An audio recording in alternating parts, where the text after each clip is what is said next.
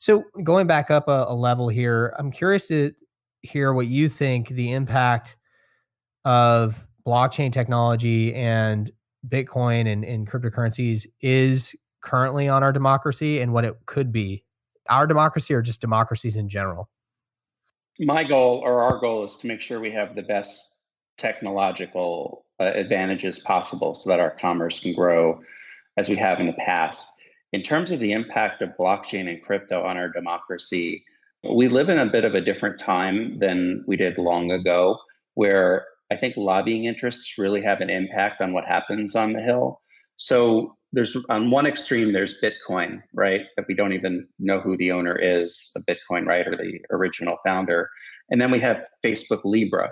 We have Mark Zuckerberg, who basically took a cabal of companies, 28 something companies, to create Libra, which is a cryptocurrency that can run off of Facebook and is now, out of Switzerland, looking to help unbanked people, but also really would benefit things like Calibra that David Marcus, who's the former CEO of PayPal, would advance with. And that to me was disturbing because that is part of democracy that we talk about that Bitcoin can offer us. But then we also, I don't know if that for most people, at least it doesn't for me, translate that if you have just a bunch of companies running things instead of the government, we already have kind of the government influenced by companies running a lot of our day-to-day lives anyway, as it is. So the real change of democracy to me would be something a little more grassroots and something that might be more on the nature of decentralization. I don't think what either China's offering or necessarily Facebook Libra's offering is the sense of a decentralized environment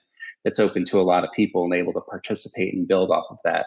Europe came up with a very interesting concept, this concept of open banking. And I think that we could really stand to learn from that and think about how do we set up open banking here. What is that? Tell me more. Yeah, so open banking in Europe is the process that they started in the European Union of creating ways where it isn't just the banks holding on to your identity and keeping that private, and the whole concept goes back a little bit to Europe's idea of right to be forgotten. But with open banking, it means you also have choices too, right? Like you can take your identity, and once you've proved your identity once, you can go from one bank in Europe to another one, go to France, go to Germany. Your identity is portable, your identity is yours, it's self-sovereign. So this idea of open banking, right? Not the closed banking of, you have to go to a bank account. It's like, open up a bank account at a new bank. You almost just rather go do something else because it just takes forever. So this idea of let's set up yourself digitally so you can verify who you are. And the idea of open banking is something I think that I don't know that necessarily our banks are ready for, but I think we're starting to see with challenger banks and smaller community banks, the possibilities of what we might have. And I think we need to really embrace that idea of open banking.